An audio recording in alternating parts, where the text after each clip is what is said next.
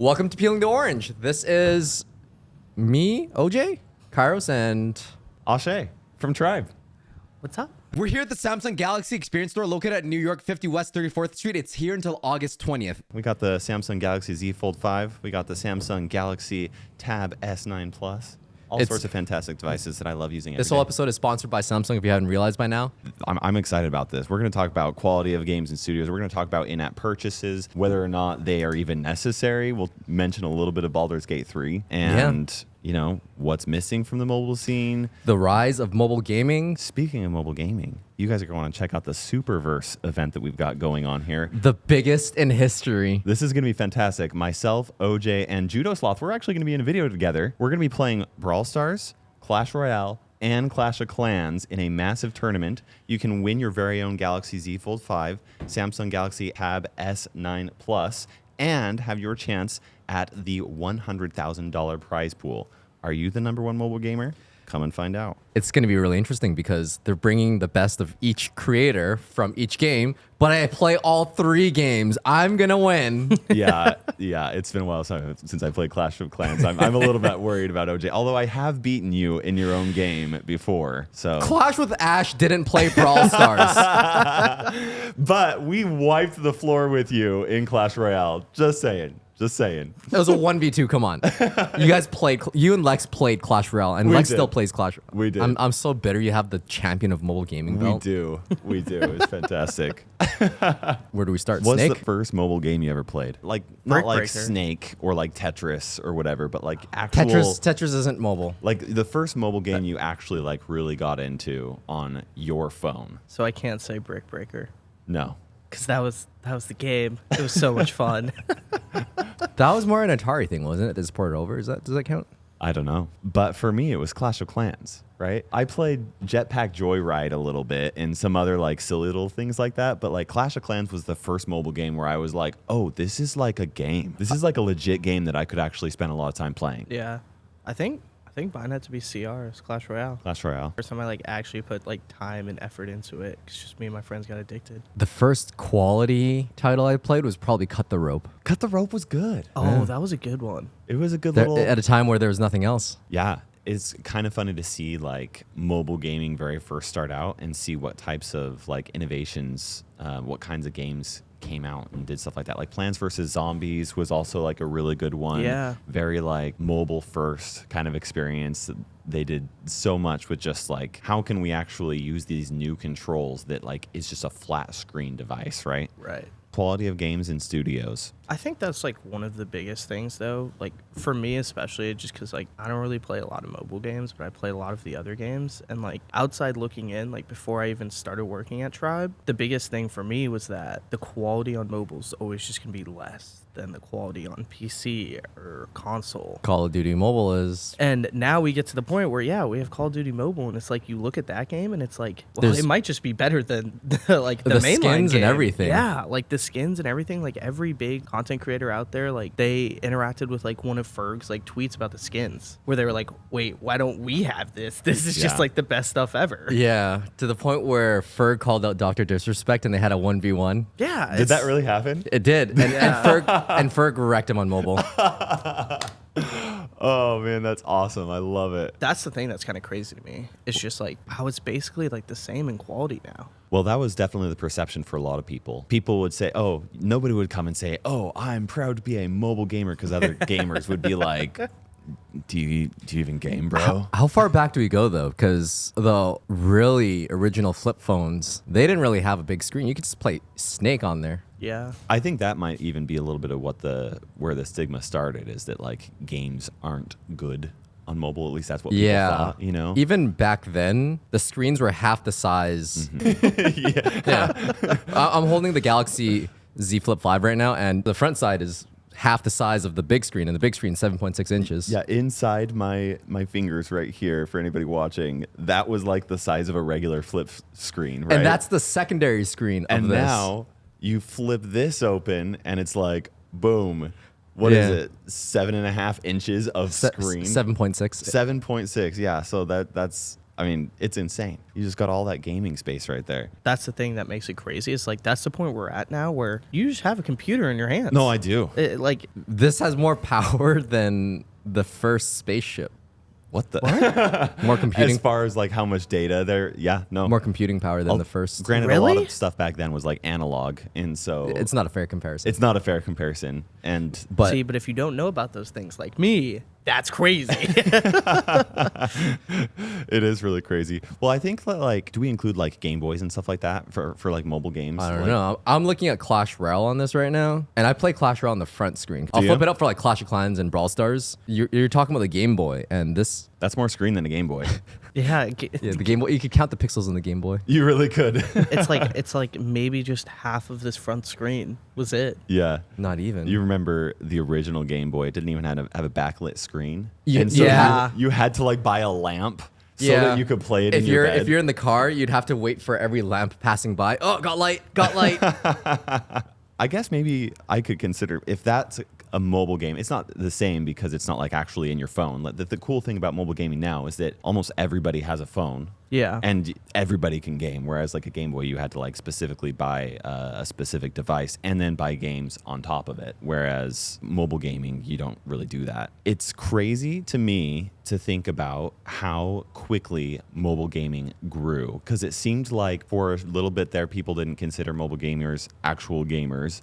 And then all of a sudden, mobile gaming had the majority of the market share and brought in way more revenue than any other of the consoles or PC gaming combined. And then that stigma has slowly kind of decreased now when they've released really high quality games like Clash of Clans, PUBG Mobile, Call of Duty Mobile, and you know what I mean? So it's interesting to see how quickly that actually shifted. I like that there's no barrier of entry for mobile games. You can just get Yep. started, and you don't have to commit to a full game. But arguably, there are other points that people may not agree with me on. Baldur's Gate just came out, and it's $80, no free to play, no skins, nothing. I do think that's really cool. They say that you can enjoy the game to its fullest without any additional cost or microtransactions, which I love their philosophy, but I don't fully agree with it because I think that skins are fun. Given the option, it doesn't hurt the other player to have explosive fairy wings. I don't know. I think that's funny. Okay. In Baldur's Gate.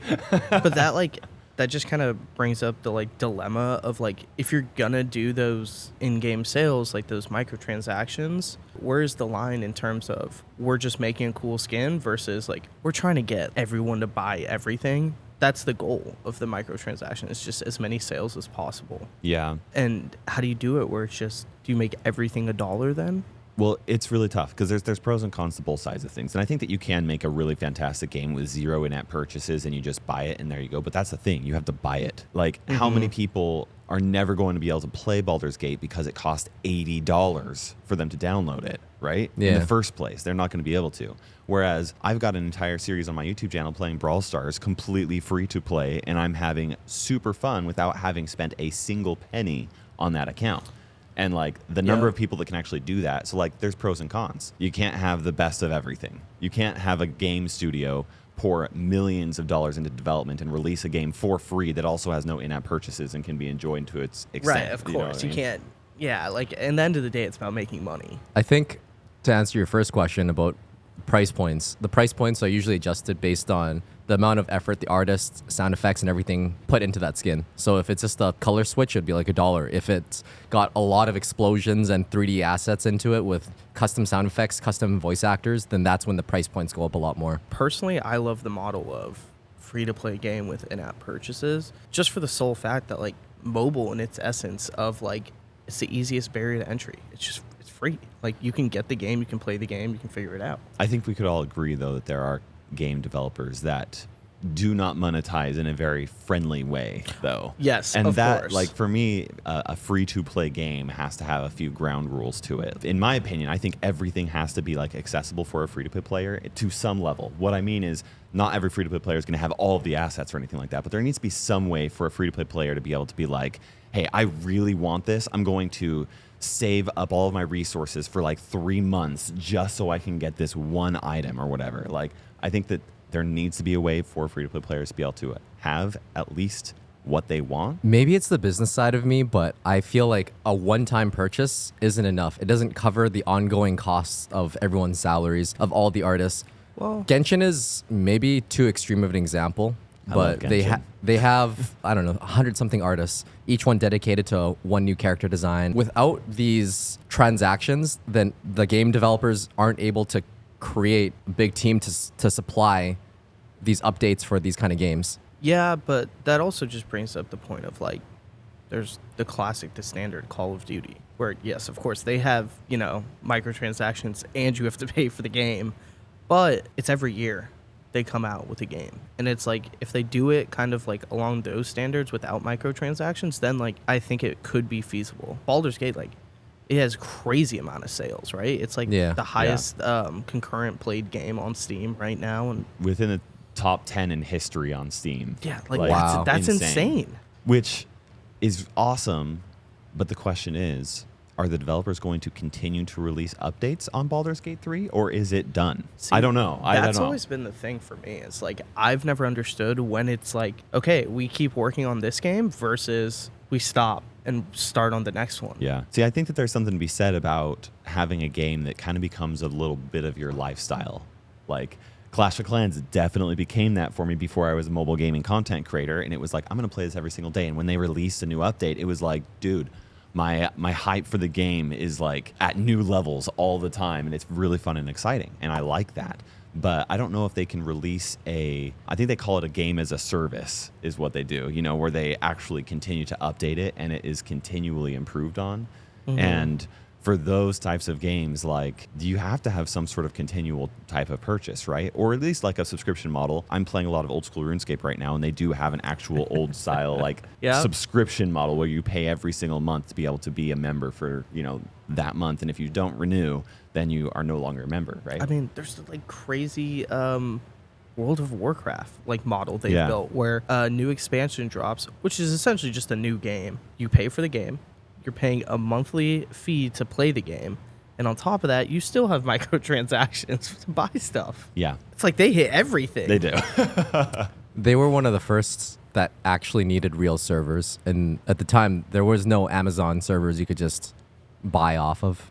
Yeah, And did they had to- make their Mhm. own? They had to physically make their own. And Really? they would end up retiring servers, and there'd be like signatures of the teams. It would be such a big deal. Oh man, and when you created an account on a specific server, you couldn't transfer it to a different server. Not at the time, no. You were just like on that server, Yeah. and that was how you played. Like, if you had friends that lived on the other side of the world, you created an account and had terrible ping. Game development is very confusing and is very expensive, and I think that people do not recognize or even realize how incredibly expensive it is to develop a game and release it. A lot of game developers will, you know, maybe not like established ones, but a lot of game developers do take out loans to release a game, and then it crashes, and then And they they have go to go bankrupt. bankrupt.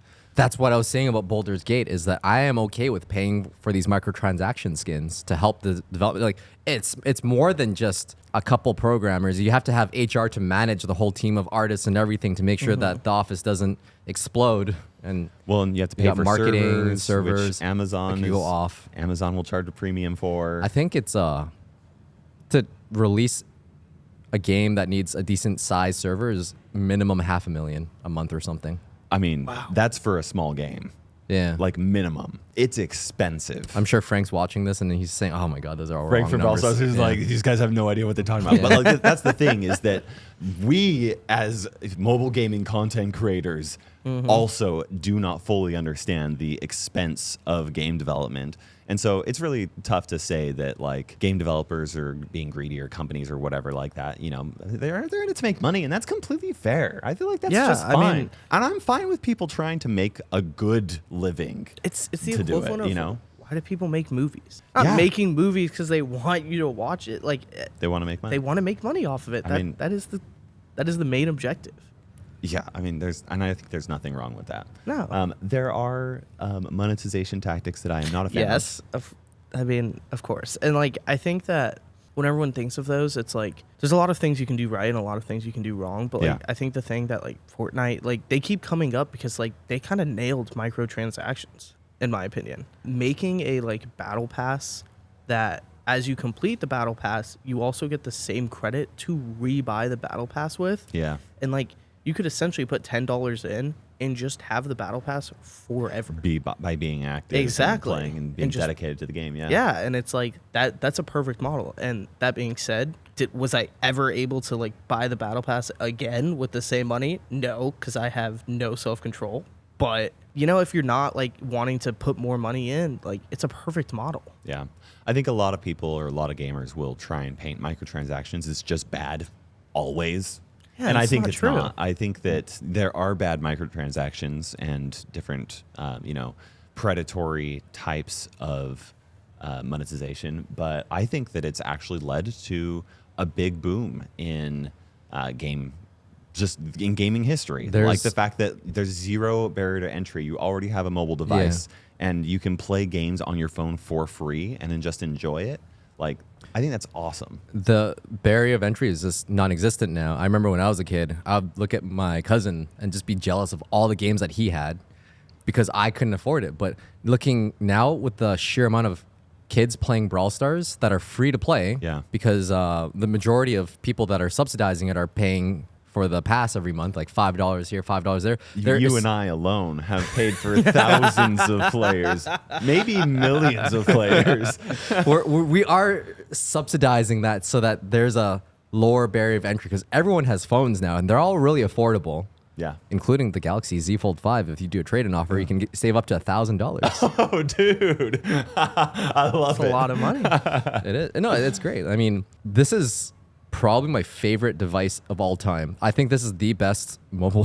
This sounds like an ad. Oh my god! But I love playing really is, though. Clash of Clans and Brawl Stars on the Flip. I love Brawl Stars specifically on the Fold because it's such a big device. In my opinion, more screen is just better. But the thing always is you can't just take a tablet and just shove it in your pocket because I don't have pockets that big. So it's just so perfect. This is like a mini-sized tablet when you fold it up. Yeah. It really is. Like this is crazy that this is a phone nowadays. Like we were talking about old Game Boys and how it's like a quarter of the screen maybe, and now this is just what we can put in our pocket. I've got 6 Game Boy screens right here. Yeah, exactly.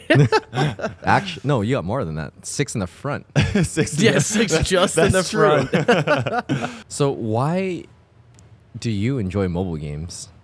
What got you into that? That's a good question. I am definitely a mobile gamer, but I feel like I'm a gamer just in general, right? I think yesterday you came into my hotel room and you were like, hey, what are you playing? And I'm like, oh, I'm playing the newest Zelda game on the Switch. Oh, I knew. Right? And like I'm playing, I play old school RuneScape on PC and on mobile, usually on PC though, unless I like set it up on the side, which is really nice to do, to be able to just like plop my phone like this and I can just like check my stuff and then just like get back to work. Oh, is that how you do that? Yeah, dude. You can just open up the game and you just put your device like this, and then you can play old school RuneScape on the side, which has a lot of like AFK activities. So I'll just like check in on my game every like 3 minutes or something like that, and then get back to work. And I can always see it right there, and it's just on my desk. It's fantastic. So I'll do that. But then I also play a lot of games, so like mobile games as well. Obviously Brawl Stars and stuff like that, but like Clash Mini. And I recently played a game called Octopath Travelers, which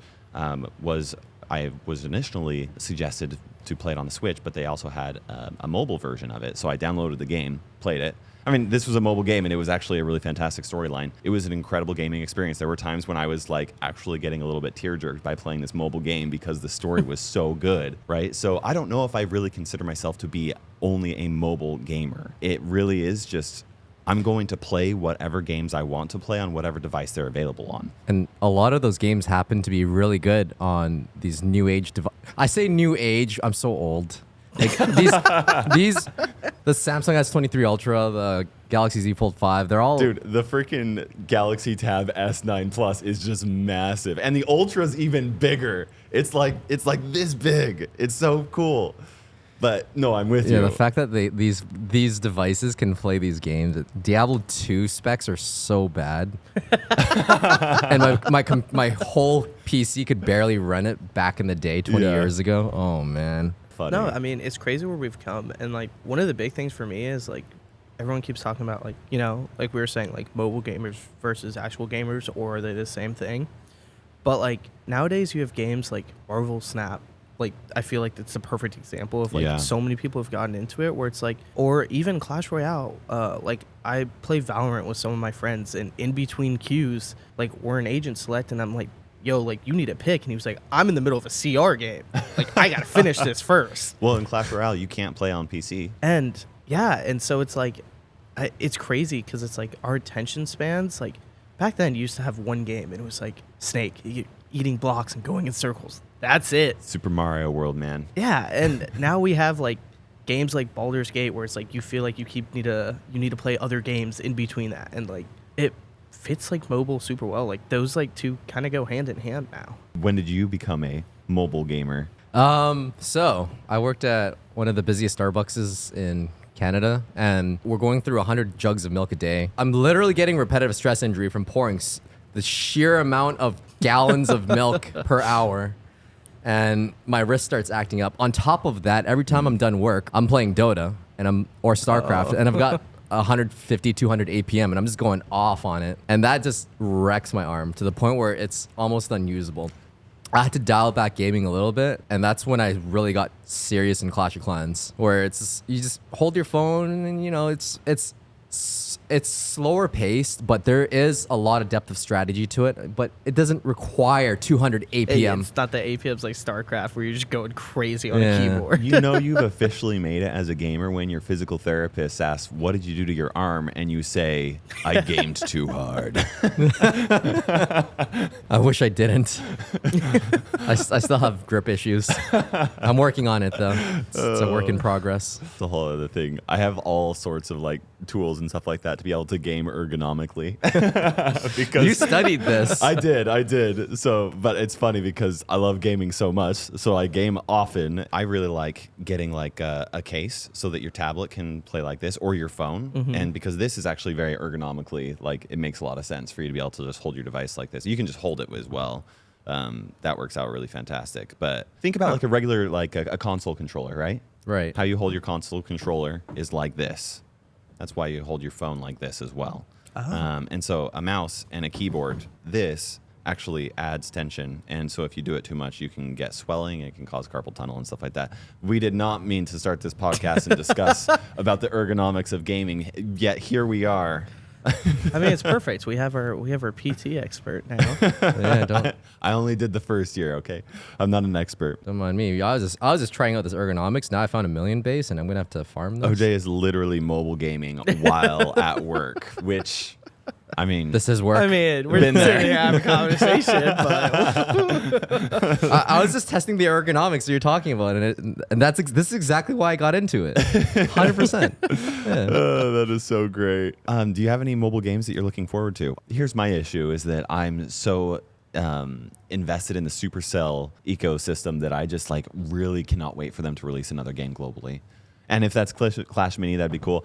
Part of me wants them to just be like, hey guys, we haven't released a game in a while. Surprise, here's a game that's just going to go global, and we're just not going to even do a beta. We're just going to release this. This is a masterpiece. Here you go. I kind of want them to do that because Are I'm kind of you tired. hinting at something? I wish. Yeah. I doubt that they're going to do that. They have never done that before. so But- you just want to go back to being like a normal person like me, where you don't find out about anything early. Dude, well, no, kind of. Just playing I think- Zelda, Tears of the Kingdom. Like, I had no information on it beforehand. I avoided spoilers. I didn't know anything. It was done when it was released, and that was cool. And I love Supercell games, but the thing is that I'm so invested in the system that I'm always going to have early access to it. So nothing's going to be a fresh experience for me.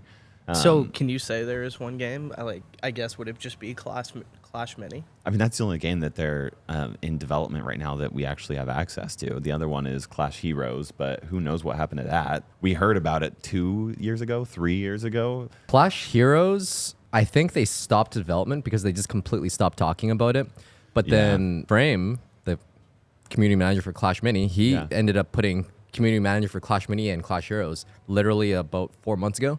So that's signaling to me that they're back in development. Not That that it's would be going hype. not that it's going beta or anything, just that it's back on the table for Supercell. What if they're doing that? What if Clash Heroes is in development and they're like, we're not going to do a beta. We're just going to like make this the perfect game, and then they just release it. You know, a lot of Supercell teams work in teams of 10 to 20, and the original Clash Royale team, I would say version 1. I think they're on version 7 now. I'm not sure. But Like the team is version 7 now, meaning, is that what you're saying? yeah, Yeah, gotcha. they've switched over. I was like, they've had more than 7 updates, OJ. I don't know where you've been. Yeah. So the original team, I think, made a great decision on making Clash Royale go global within the first 3 months. Yeah. I think that all these 2-year betas and Supercell is hurting their image. When Rush Wars first came out, everyone was excited. Holy crap, it's a new Supercell game. We need to get on top of this.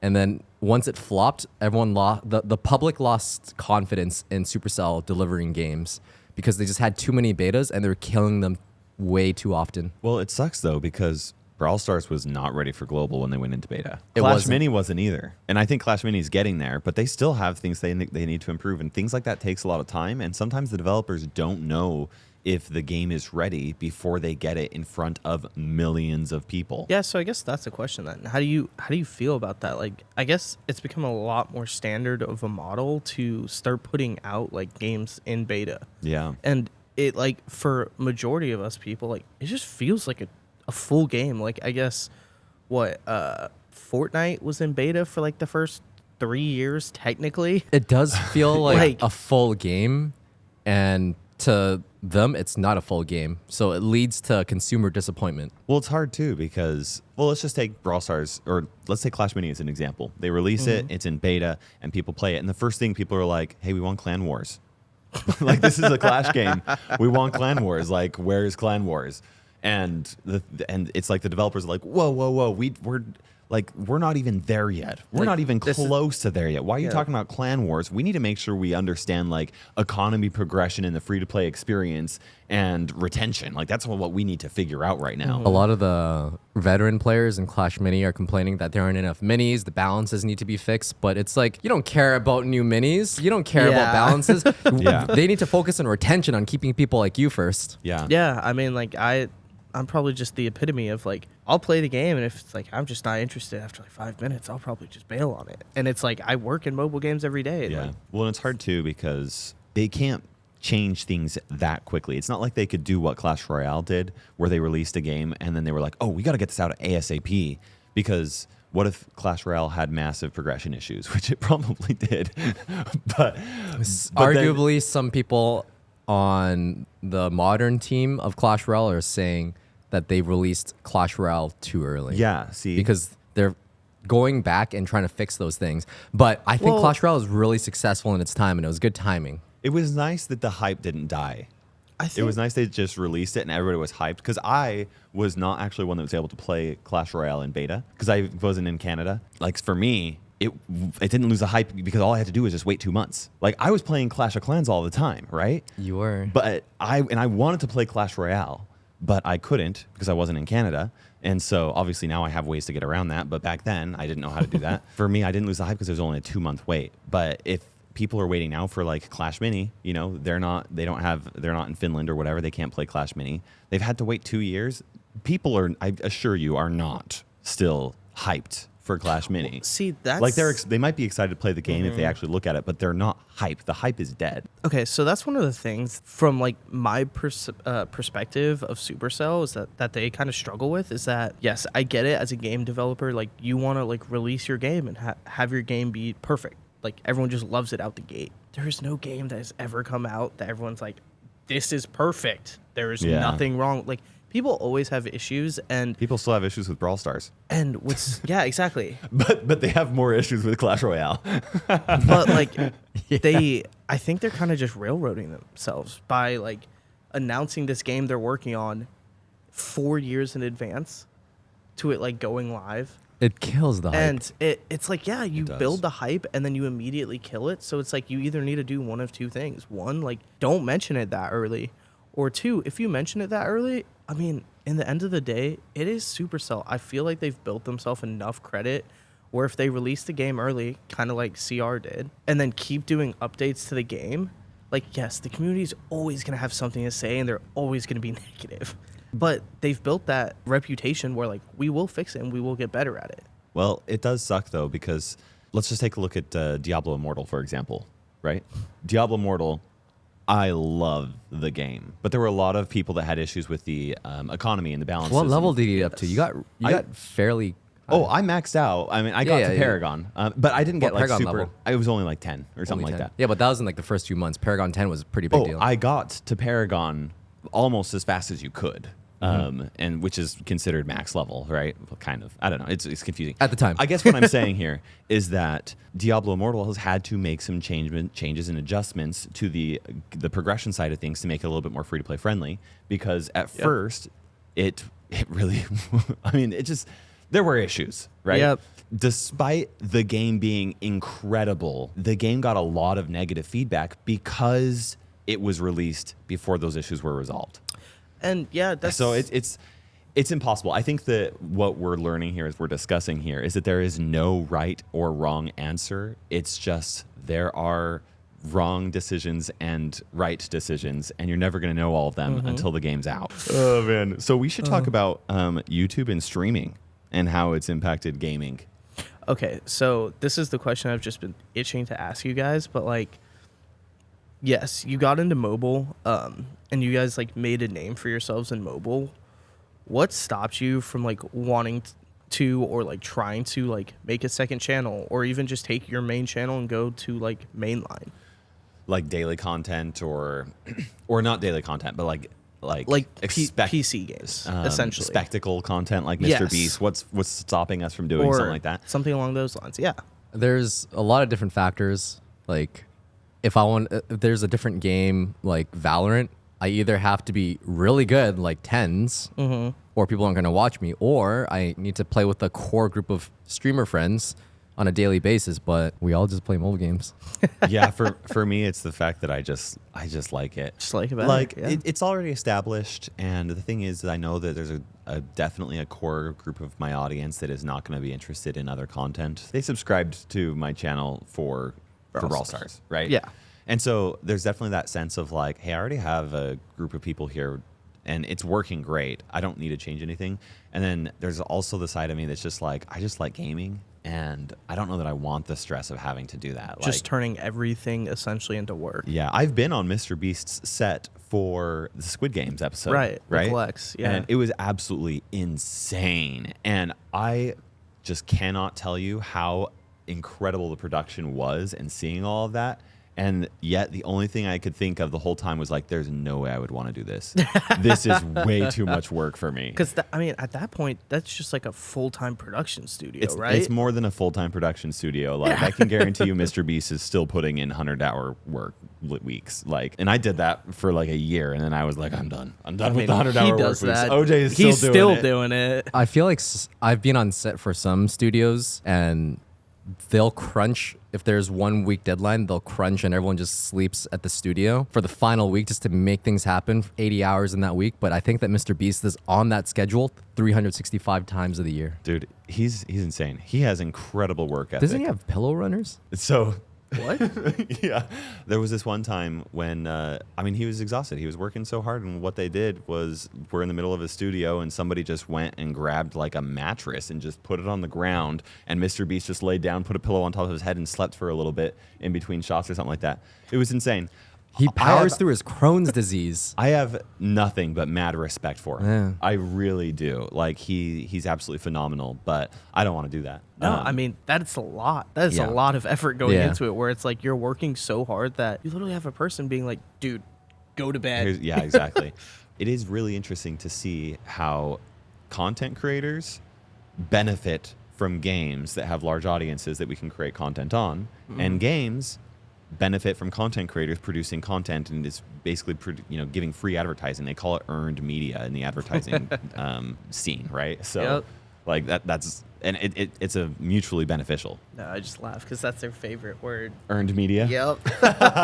They didn't really realize that until recently in the last few years. Oh, Yeah. it's been super recent. Yeah. That's why I've been really happy to be a part of Tribe, because then Tribe can kind of help me make a living doing that. Because without sponsorships and things like that, then I might be able to make it work out, but I wouldn't be able to pay my editor what I do. And I probably wouldn't be here if it weren't for sponsors doing stuff like that, You know what? I had a Samsung device. My first Samsung device was the Galaxy S2. Okay, I've been Samsung for a long time. It's just perfect that I we have get the S2 sponsors in that my align with closet. us. No, yeah, that's like the best thing. It's like that's one thing I like about Tribe. Yeah. There's a ton of things I like, but like the sponsors are so fitting that like when you guys find out we have a new sponsor, it doesn't feel like anything Dude, it's new like, hey, happened. we just It's signed with like, Samsung. It's like, sweet. It's like, oh, we just perfect. signed with AT&T. It's like, oh, awesome. Yeah. You know, the one time that I was like, I don't know why you're doing this was our backpacks. It was with Incase. And that was my freaking favorite backpack ever. I've got it sitting right behind me. Esports is crazy. It's such a hard thing to talk about, especially with like it's so apparent. Every esport is just kind of dying. You Like, think so? Yeah. I mean, if you look at it, well, it's what we said earlier. In the end of the day, everything's about making money. How are we making money off esports teams? Like the way that professional sports teams make money is because of one, sponsorships. Yeah. And the sponsorships only come if your viewership is like just as high in quality. Yeah. And then on top of that, like you have the Cowboys Stadium, the Broncos Stadium, like all of those sports teams, they have the stadiums where they sell tickets to physically go see the event. And they're Yeah. selling like an insane amount. Whereas people can just go onto YouTube and watch it for free. And you watch it on Twitch. Right and on their phone. I'm not doing anything. I'm watching it Yeah. for free. I didn't do a thing. And it makes it super hard to like actually make money from that. In fact, I don't know if this is actually true, so please disregard this if it's false. But I think that where most of the money in esports comes from is from the game developers who are actually producing the show themselves. I think that's it's where that and Yeah. sponsorships. It's those two things. It's like where all of the money comes from. And the sponsors don't really care that it's esports. They just care that it is views. Like Yes, they just exactly. want viewership. Like they want people to see their stuff, which like it makes sense from their perspective, but it's a super like sad topic for me. And the thought of just Yeah. like I don't see esports having a super long lifespan, but like that's such an important part of my life. Like I'm here today because of esports. Yeah. Like, I grew up playing League. I watch League every day or every weekend. It was like super important to me, and then to like now understand like, oh, there's not really money in it. It's kind of Yeah. tough. You know, and that sucks. I'm not making money off of esports, right? So I don't Yeah. really care that much. But I love watching the finals of like the Brawl Stars World Championship. I went to last year's Clash of Clans and Clash Royale World Championship. Oh, yeah. And it was so fun. I don't even play those games anymore. It was so fun. It was exciting. I loved like seeing the audience and being a part of it. I think esports is just really fantastic. There's nothing quite like being super invested in a game that you love to play and then watching the people that are even better at it than you are play against each other. And it's just like mind blowing. It's like, I don't even know. Like I thought Brawl Stars was simple. There's only like 3 buttons. Like, And they're doing things that you and they're just doing couldn't stuff imagine. that I just like would never even They're playing think of. It's claw grip crazy. on 3 buttons. Yeah. And you're just like looking at their Oh. screen being like, where's the 4th button? Hank is the first brawler that I played claw on Brawl Stars. What? Why? Because you would have to hold the movement and hold his attack down and press his gadget to activate the slow. So he was the first brawler that I started playing claw. I played a lot of Free Fire though, so I learned how to play claw on Free Fire. Isn't claw not ergonomic? It's No. not super great. No, it's pretty rough on I was your gonna say, hands. that I can't could feel feel that. gr- I that could, can't feel I could great feel my at repetitive all. stress injury flaring up from just Dude. playing claw. Yeah, dude. And like, you know, I love having a phone, but I do not play claw on my phone. I have to have a tablet that has a stand so That that you I can, can like, just put I can your just hold hand. it like this and do it like that. That's how I play claw. Because that's not bad then. If It's- you're it's just not like awful. putting your hand It up. still is hard to figure out, and like, because sometimes you have to make sure that you put your buttons in places where it's not going to be in Super line of strenuous. sight. Yeah, you have to be able to like see everything going on at the right time and stuff. So it's like it's a little bit tricky, but like that's what I wonder. Like You when- need a Dr. Kairos channel where you teach these new up and coming mobile Mobile gamers who are playing claw with like their heads deep down. Can we just have you guys seen one Ferg video? It's just oh, dude, His the entire back. time. like I want to. Yeah, it's back, dude. I just want to ask him, like, you good? He's not. His back is not good. Yeah. He says it's pretty bad some days. It's rough. I have back issues, which is sad because I know all the science behind it, but I just need to exercise more. I got to be outside. I got to go touch some grass. Like, actually. What kind of favorite mobile games would you design? or would you like to see? Because I'll tell you right now, there's not one good tower defense properly made. There's some tower defenses that are pretty fun, but there's nothing like Balloon Tower. Have you played Bloons? Yeah. Yeah, Bloons is fun, but I want to play StarCraft style where you could make it on the map and you could put down towers where they're going to be walking and block their path and reroute them. I mean, I would be down for that. The mobile company could design a game like StarCraft with equivalent for mobile. I mean, I would be super down for that. I'm trying to like think about how that works though, because that just goes back to the fact that we're talking about like Brawl Stars being like super advanced. It's 3 months, but you can do so much with a game like StarCraft. Like the APMs are through the roof. You're doing so much and so many times. Like, how does that translate? Yeah, there's a lot of beauty in simplicity. There really is. But I understand that. I like that. I'd be down for that. For me personally, I want the MMO experience from Supercell. Which I don't think is possible because they have such small developer teams. But the thing is MMOs have been done so many times before, and I love them so much. I mean, I'm still playing old school RuneScape to this day, which I can play on mobile, and it actually works out really, really well. But I want a good Supercell IP. Well, all these current Supercell games have allowed that company to scale up, and now they have a Diablo Immortal's PC really good. console division in San Francisco. Yeah. So there is a lot of potential for fighting games, MMOs, and everything. Supercell has a PC and console division? It's It's speculated to be a PC and console division. Okay. I think Allegedly. no, it's not. It's not speculated. They here's- hired people in those industries. They did. They put out a job description. We're doing a studio in the U.S. and we want people to come that have experience in PC and console. So is that really speculated? I guess I'll say speculated. still You just add speculation, but it's allegedly in front of Allegedly. everything. Then we're There good. we go. Now they can't come after me. I mean, maybe it could happen. I don't know. Maybe. I mean, that was my dream, so I'd hope for it. Either way, I have been mean, excited. that'd I love being a Because part of Project mobile L gaming. is coming out, and Project L. Yes. it's Project a fighter L. game from Riot. Yes. So- okay. I'm so excited. We grew up in a time where Blizzard was the gold standard. Yeah. And it's crazy that when I talk to Zoomers now, they don't even know what Blizzard really is. I'm all about Riot. And that's weird to me that Riot overthrew them, because I've seen Riot copy Dota one for one back way back in the day. It's a completely different game now, but the first iteration of League was almost the clone copy.